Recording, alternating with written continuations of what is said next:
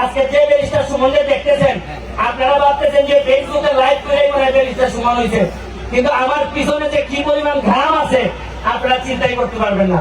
তবে আজকে একটা শেষ কথা বলে যাই, অনেকে ভাবেন যে রাজনীতি করে এমপি মন্ত্রী হইতে গেলে অনেক বড় বড় বাপের নিয়ে হওয়া লাগে মনে হয়, অথবা অনেক বড় বড় টাকার মালিক হইতে হয় মনে হয়।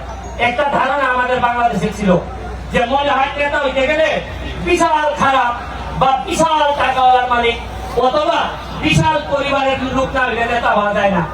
আমি একটা উদাহরণ, আচ্ছা বলেন তো ব্যারিস্টার সুমনের বাপের নাম জানেন আপনারা? আমার মার নাম জানেন? আমার দাদার নাম জানেন? ইভেন আমার যে সৈয়দ সাইদুল হক নাম, এই নামে আপনারা চিনেন না, আপনারা চিনেন ব্যারিস্টার সুমন, অথচ সার্টিফিকেটে সুমন নামই নাই।